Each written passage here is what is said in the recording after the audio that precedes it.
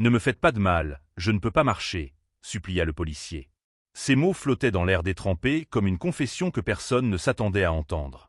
L'agente Sarah Mitchell, 34 ans et décorée de citations pour bravoure, gisait recroquevillée contre le mur de briques d'une ruelle du centre-ville, son arme de service à 1 mètre dans une flaque d'eau, la jambe droite tordue à un angle qui horrifiait les passants. L'homme qui se tenait au-dessus d'elle n'était pas non plus celui auquel la foule rassemblée s'attendait. Marcus Webb, 38 ans, ancien détenu au casier judiciaire qui le suivait comme une ombre depuis 15 ans, tenait un pied de biche dans sa main droite.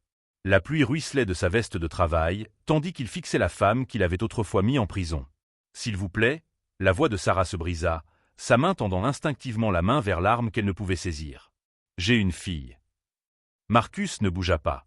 Ses yeux sombres scrutèrent son visage, cherchant quelque chose que la foule ne pourrait pas voir. Derrière lui, des sirènes hurlaient au loin, se rapprochant. Quelqu'un dans la foule avait déjà appelé le 911, leur voix pressante, décrivant un homme noir menaçant un policier tombé au sol. Ce que personne ne savait encore, c'est que Sarah Mitchell fuyait.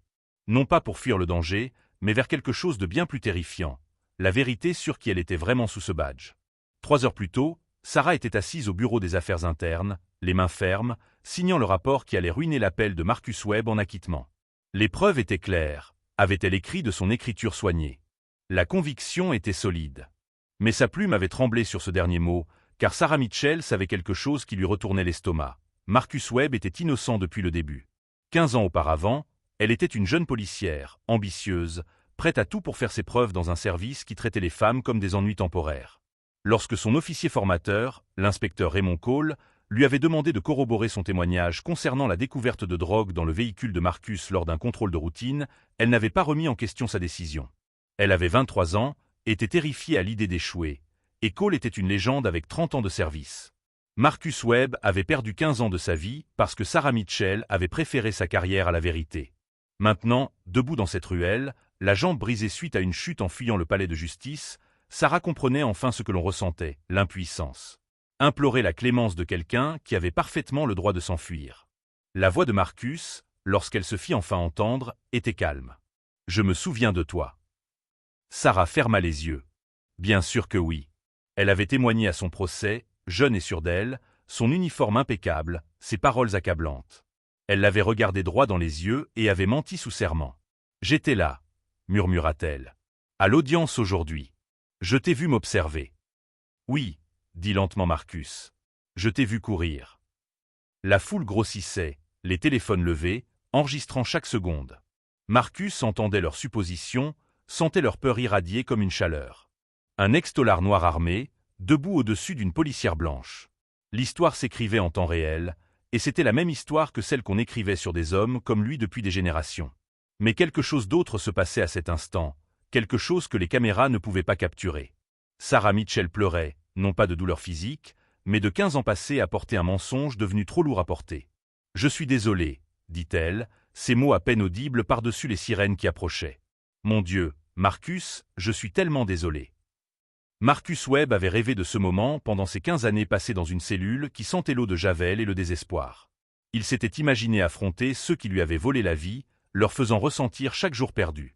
Sa fille avait 3 ans lorsqu'il l'avait emmenée. Elle en avait 18 maintenant et lui adressait à peine la parole. Le pied de biche lui semblait lourd dans la main. Un seul coup. Il n'en faudrait pas plus pour équilibrer la balance. Au lieu de cela, Marcus Webb fit quelque chose qui allait changer leur vie à jamais. Il lâcha le pied de biche et s'éloigna de Sarah Mitchell, brisée dans cette ruelle, la laissant seule face aux conséquences de ses choix. Sauf qu'il ne marcha pas bien loin. Juste jusqu'au bout de la ruelle, où il se tenait les bras levés tandis que la première voiture de police s'arrêtait dans un crissement de pneus, les policiers en sortant, armes au poing. « Il ne m'a pas touché. » La voix de Sarah résonna, plus forte que quiconque ne l'aurait cru. « Il m'a sauvé de la chute. Cet homme m'a sauvé la vie. » Les policiers se figèrent, confus. La foule murmura. Marcus resta parfaitement immobile, les mains levées, sachant qu'un faux pas pouvait le tuer. Ce que personne ne comprenait encore, c'est que Sarah Mitchell venait de faire un choix qui la rachèterait ou la détruirait complètement. Et Marcus Webb, l'homme qu'elle avait injustement emprisonné, allait devenir la seule personne capable de l'aider à survivre à ce qui allait suivre. Car l'inspecteur Raymond Cole, l'homme qui avait orchestré la fausse condamnation de Marcus, était désormais chef de la police. Et il surveillait Sarah de près depuis qu'elle était sortie de cette réunion des affaires internes 3 heures plus tôt. La véritable histoire ne faisait que commencer, et elle était bien plus dangereuse que quiconque dans cette ruelle détrempée ne pouvait l'imaginer. Si vous ressentez cette histoire en ce moment, cliquez sur le bouton « Abonnez-vous », car la suite vous fera remettre en question tout ce que vous pensiez savoir sur la justice. Les portes de l'ambulance se refermèrent brusquement, emportant Sarah Mitchell hors de la scène. Marcus Webb était assis à l'arrière d'une voiture de patrouille, non pas menotté comme il l'avait prévu, mais en témoin. À travers la vitre ruisselante de pluie, il regardait la foule se disperser, leur téléphone encore illuminé par les images filmées. L'agent Jenkins, un jeune policier au regard nerveux, s'agitait, mal à l'aise, sur le siège conducteur. Le chef Cole veut vous voir au poste. Il dit qu'il veut vous remercier personnellement pour votre aide à l'agent Mitchell. Marcus ne dit rien. Il connaissait Raymond Cole mieux que Jenkins ne pouvait l'imaginer. 15 ans auparavant, Cole l'avait regardé dans les yeux lors de ce contrôle routier et avait dissimulé des preuves avec l'assurance désinvolte d'un homme qui avait déjà commis l'erreur. Marcus avait vu cette même expression sur de nombreux visages en prison. Le regard de quelqu'un qui croyait que le règlement ne s'appliquait pas à lui. À l'hôpital, Sarah Mitchell était allongée sur un brancard, tandis que les médecins examinaient sa jambe brisée. Les analgésiques commençaient à faire effet, rendant tout lointain et étrange. À travers le brouillard, elle entendit une voix familière. « Sarah, Dieu merci, tu vas bien. » Le chef Raymond Cole se tenait dans l'embrasure de la porte, ses cheveux argentés parfaitement coiffés, son uniforme impeccable. À 58 ans, il ressemblait à une affiche de recrutement pour les forces de l'ordre. Une mâchoire forte, un regard bienveillant, la figure paternelle que toute recrue voulait impressionner. L'estomac de Sarah se noua. Elle essaya de s'asseoir, mais la douleur lui traversa la jambe comme un éclair. « Doucement », dit Cole en s'approchant. Sa main se posa sur son épaule avec une douceur experte. « J'ai entendu ce qui s'est passé. Cet extolar ne t'a pas fait de mal, n'est-ce pas ? » « Marcus Webb m'a sauvé, » dit Sarah prudemment, observant le visage de Cole. « Je suis tombé en courant du palais de justice. Il m'a aidé. » Une lueur passa dans le regard de Cole, si vite que Sarah faillit la manquer. « Tu courais ? Pourquoi courais-tu » La bouche de Sarah s'assécha. Elle avait fui cette réunion des affaires internes parce qu'elle ne pouvait plus respirer, parce qu'elle ne pouvait plus supporter le poids de ce mensonge, vieux de 15 ans une seule seconde de plus. Mais dire cela à voix haute à Cole signifiait admettre qu'elle avait menti pour lui. Cela signifiait détruire sa carrière, faire face à des accusations criminelles, tout perdre. « J'étais malade, » murmura-t-elle. « J'avais besoin d'air. » Cole hocha lentement la tête, mais sa main sur son épaule se resserra légèrement. La réunion avec l'enquêteur a été difficile, j'en suis sûr. Les avocats de Webb ont fait pression pour cet appel. Heureusement que tu as tenu bon sur ton témoignage. Sarah ferma les yeux. Le piège se refermait sur elle. Cole savait qu'elle hésitait. Il avait toujours su décrypter les gens, sentir la faiblesse. Tu as bien fait à l'époque, Sarah. Webb était coupable.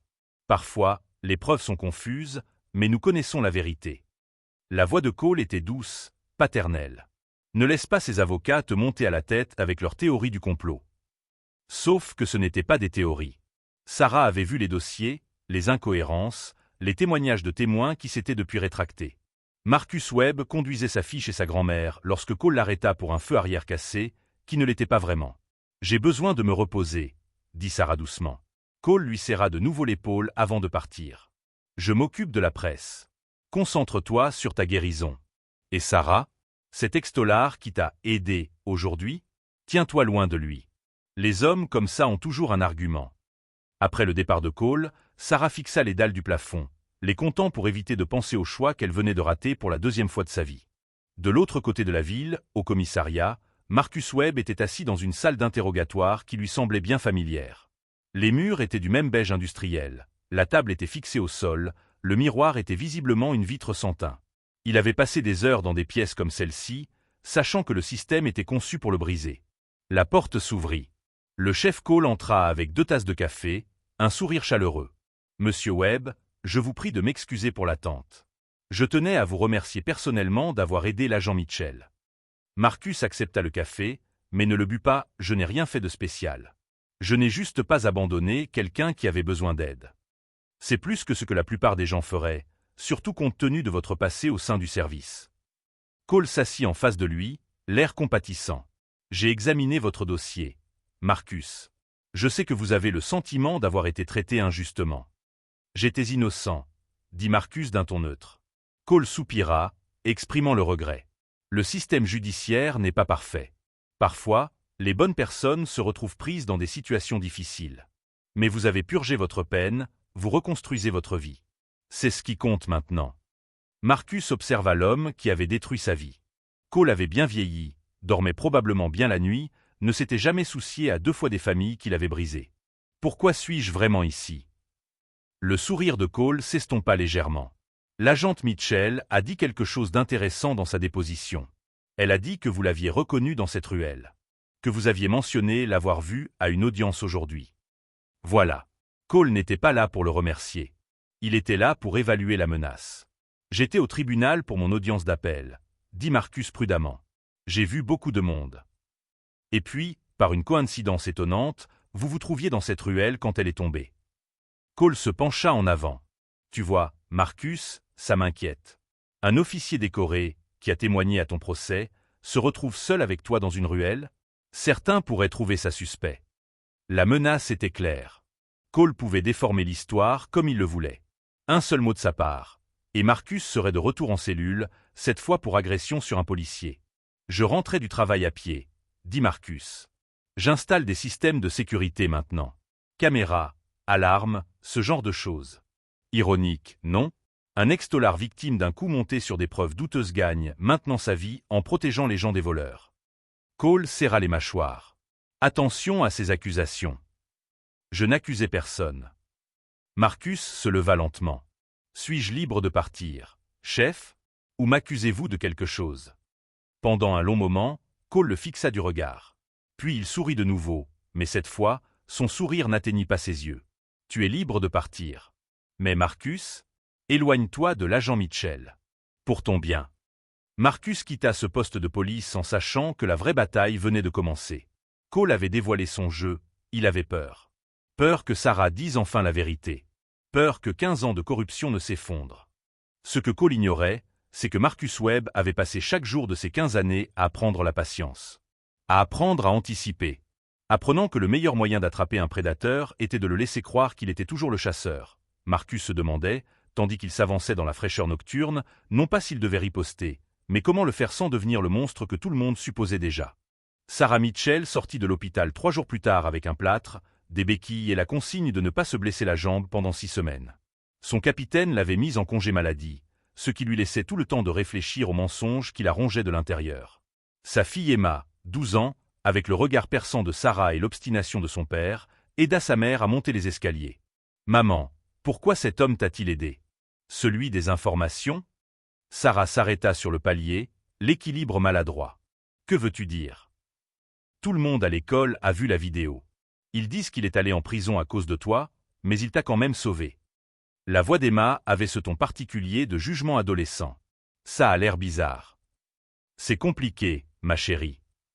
C'est ce que disent les adultes quand ils refusent d'admettre que quelque chose cloche. » Sarah n'avait pas de réponse à cela, car sa fille avait absolument raison. Ce soir-là, après qu'Emma se soit couchée, Sarah s'assit à la table de sa cuisine avec son ordinateur portable et fit quelque chose qu'elle évitait depuis 15 ans. Elle sortit le dossier de Marcus Webb, celui qu'elle avait enfoui au fond d'elle avec tous ses autres regrets. Le contrôle routier. La drogue cachée. Son témoignage. Le coaching de Cole avant le procès, sa voix patiente et paternelle. Dis-leur simplement ce que tu as vu, Sarah. N'y pense pas trop. Webb est un criminel de carrière. Nous aidons simplement le système à fonctionner comme il le devrait. Elle était si jeune, si désespérée d'avoir sa place. Le téléphone de Sarah vibra. Un SMS d'un numéro inconnu. Il faut qu'on se parle. Demain, 14 h, Riverside Park. Viens seul. Mégawatt. Ses mains tremblaient. Marcus Webb ne devait pas la contacter. Cole l'avait clairement fait comprendre.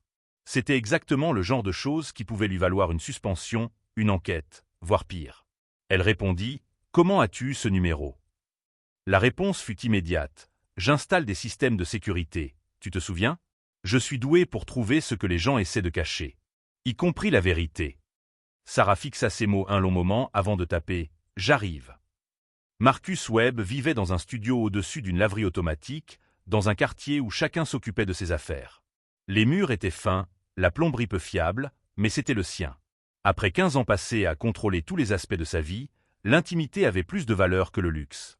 Il était assis à son petit bureau, entouré de papiers, de photos et de dossiers qu'il avait accumulés depuis sa libération 8 mois plus tôt. L'écran de son ordinateur portable brillait dans la pénombre, affichant un réseau de connexion à faire tourner la tête de la plupart des gens. Sa fille Jasmine apparut sur l'écran de l'appel vidéo, l'air réservé. À 18 ans, elle avait appris à se protéger des déceptions, surtout lorsqu'il s'agissait de son père. « Papa, pourquoi appelles-tu si tard ? » « J'ai besoin de ton aide pour quelque chose, » dit Marcus prudemment. « Tu te souviens de ces cours d'informatique que tu as suivis au lycée ? » Les yeux de Jasmine se plissèrent. « Quel genre d'aide ? » ?»« Du côté juridique.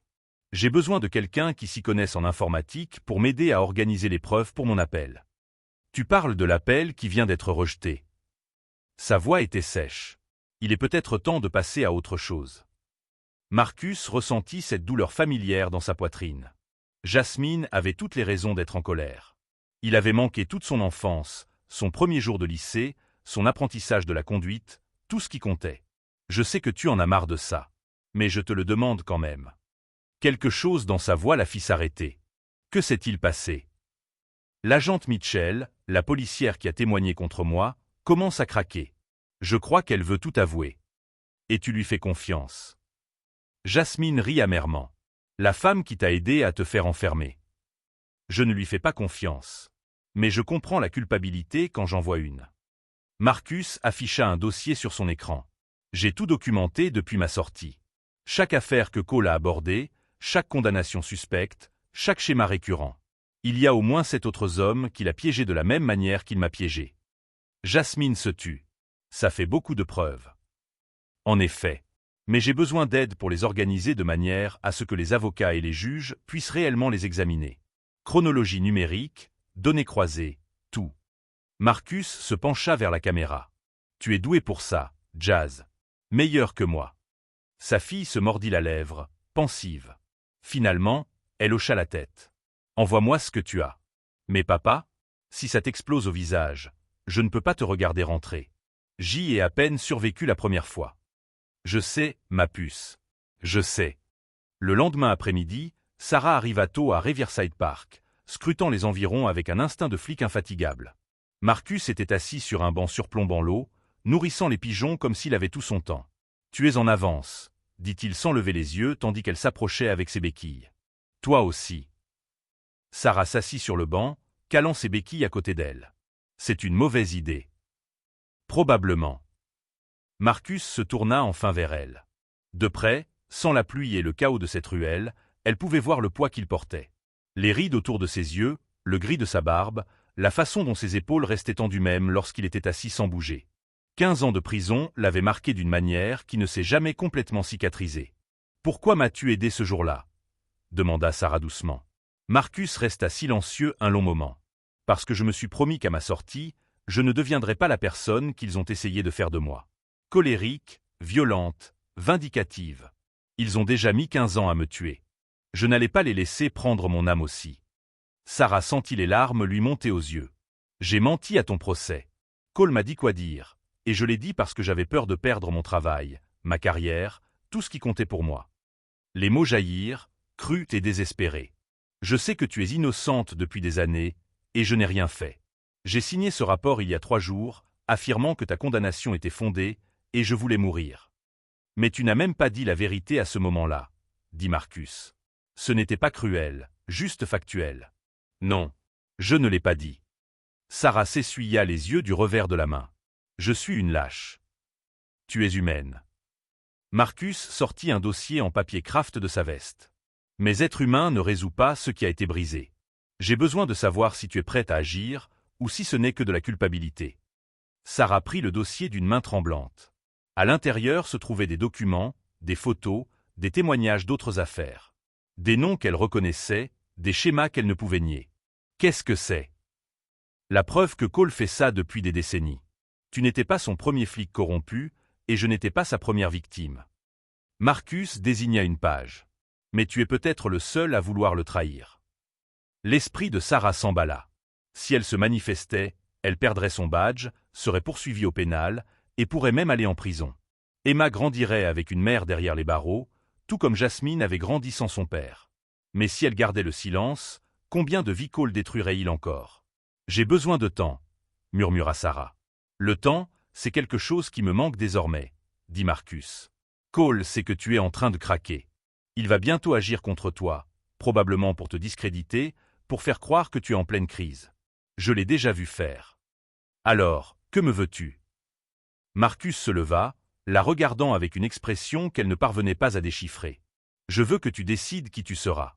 Le flic qui se tait, ou celui qui dit enfin la vérité.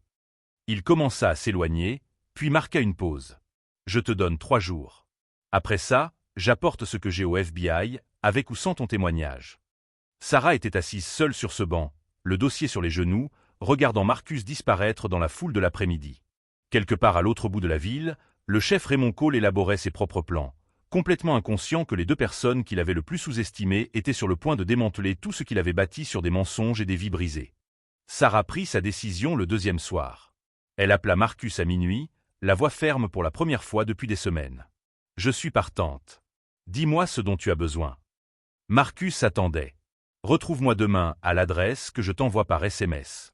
Apporte toutes les preuves que tu as encore de mon dossier, tout ce que Cole t'a donné à l'époque. » Le lendemain matin, Sarah arriva dans un petit bureau situé dans un centre commercial, entre un salon de manucure et un service de déclaration d'impôts. L'enseigne indiquait « Web Security Solutions ». À l'intérieur, Jasmine était assise au milieu de 3 écrans, ses doigts frôlant les claviers. « Voici ma fille », dit simplement Marcus. « Elle m'aide à monter le dossier. » Jasmine leva les yeux, l'air froid. « C'est toi le flic qui a menti. »« Oui, » dit Sarah. Sans excuse, sans justification. « C'est moi qui ai menti. » Quelque chose dans cette honnêteté détendit légèrement les épaules de Jasmine. Elle se tourna de nouveau vers ses écrans. Nous avons des preuves numériques reliant Cole à 8 affaires falsifiées sur 20 ans. Des dépôts bancaires qui coïncident avec des condamnations. Des SMS qu'il croyait supprimés. Mais nous avons besoin du témoignage d'une personne interne au département. Je peux vous l'assurer, dit Sarah en sortant des dossiers de son sac. Et j'ai pris des notes. De la nuit de l'arrestation de Marcus, des séances de préparation au procès. Cole ignorait que je documentais tout. C'était une habitude de l'académie. Marcus prit les carnets, les mains prudentes. Pourquoi les as-tu gardés? Parce qu'une partie de moi a toujours su que j'en aurais besoin un jour. Soit pour me protéger, soit pour enfin faire ce qui s'imposait. Sarah soutint son regard. Je suis désolé que ça ait pris autant de temps. Pendant les 48 heures qui suivirent, ils travaillèrent. Jasmine organisa des chronologies, tandis que Sarah lui fournissait des informations privilégiées sur les protocoles du département. Marcus se concerta avec son avocat et prit contact avec un agent du FBI spécialisé dans la corruption policière. Puis le téléphone de Sarah sonna. « Chef Cole. Sarah, j'ai besoin que vous veniez au poste. Il y a du nouveau dans l'affaire Webb. » Marcus et Jasmine se figèrent, les yeux rivés sur son visage. Sarah mit le téléphone sur haut-parleur. « Quel genre de nouveau? » Webb harcèle d'autres policiers qui ont témoigné à son procès. Il profère des menaces. J'ai besoin de votre déclaration depuis que vous avez été en contact avec lui. La voix de Cole était douce, posée. Cet après-midi, 14 heures. Ne soyez pas en retard. Quand elle raccrocha, Marcus serra les dents. Il vous tend un piège. Il vous fait enregistrer en disant que je vous harcèle, il monte un dossier pour discréditer tout ce que vous pourriez dire plus tard. Je sais. Sarah sourit d'un air sombre. C'est pourquoi je vais porter un micro. 2 heures plus tard, Sarah était assise en face du chef Cole dans son bureau, l'enregistreur dissimulé sous sa chemise. La jambe encore plâtrée, elle paraissait vulnérable, exactement ce à quoi Cole s'attendait. « Sarah, je m'inquiète pour toi », commença Cole d'une voix inquiète. « Cette obsession pour l'affaire Webb, ce n'est pas sain. Avec ta blessure, le stress. »« Je vais bien, chef. »« Et toi ?» Cole se pencha en avant. « Parce que j'ai reçu des rapports selon lesquels tu aurais rencontré Webb en privé. C'est une grave violation du protocole. » Le cœur de Sarah battait fort, mais elle garda une voix calme. « Il m'a aidé quand j'étais blessé. Je l'ai remercié. C'est tout. » Le visage de Cole se durcit. « Ne me mens pas. Je sais qu'il te nourrit de théories du complot sur sa condamnation. Il te manipule, Sarah. Les hommes comme lui sont experts pour trouver les points faibles. »« Les points faibles, » répéta lentement Sarah. « C'est ça que tu appelles une conscience. » La température dans la pièce baissa. Cole se leva et s'apprêta à fermer la porte de son bureau. « Qu'est-ce que tu viens de dire ? » « Tu m'as entendu. » Sarah se leva également, en équilibre sur sa jambe valide. Marcus Webb était innocent. On le sait tous les deux. Tu as placé ces drogues, et tu m'as fait mentir. Le visage de Cole pâlit, puis rougit. Tu es en pleine dépression. La blessure, les médicaments.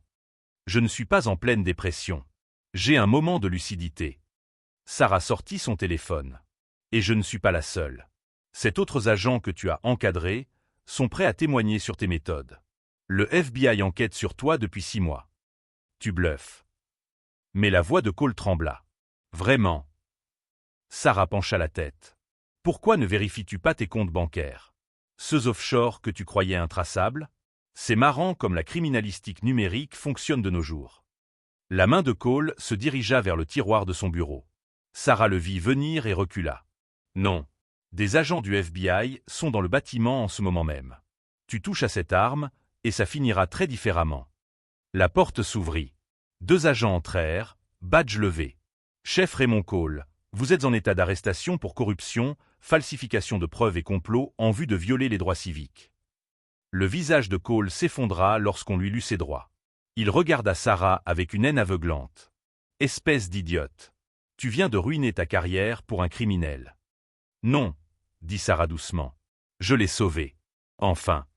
Alors qu'ils emmenaient Cole menotté, Sarah retira le micro de sous sa chemise. Chaque mot enregistré, chaque menace documentée. Devant la station, les équipes de presse s'étaient déjà rassemblées. Marcus se tenait au bord de la foule, regardant Sarah émerger. Leurs regards se croisèrent à travers le chaos, et un non-dit passa entre eux. Pas le pardon, pas encore. Mais le début de quelque chose qui pourrait, un jour, ressembler à la justice. 6 mois plus tard, la salle d'audience était bondée. Marcus Webb se tenait devant le juge, son avocat à ses côtés, tandis que les mots qu'il avait attendus 15 ans lui parvenaient enfin. Monsieur Webb, compte tenu des preuves de mauvaise conduite de l'accusation et de faux témoignages, le tribunal annule votre condamnation. Vous êtes par la présente exonéré de toutes les charges. Le marteau résonna. Jasmine, assise au premier rang, se couvrit la bouche, le visage ruisselant de larmes. Marcus se tourna vers elle, et pour la première fois depuis sa libération, il se laissa pleurer à son tour. Sarah Mitchell observait depuis le fond de la salle d'audience. Elle portait désormais des vêtements civils, son badge ayant été rendu des mois auparavant dans le cadre de son accord de plaidoyer. Elle avait témoigné contre Cole, fourni toutes les preuves dont elle disposait et en avait accepté les conséquences. Pas de peine de prison, mais sa carrière dans les forces de l'ordre était terminée. L'obstruction à la justice et le parjure la poursuivraient à jamais.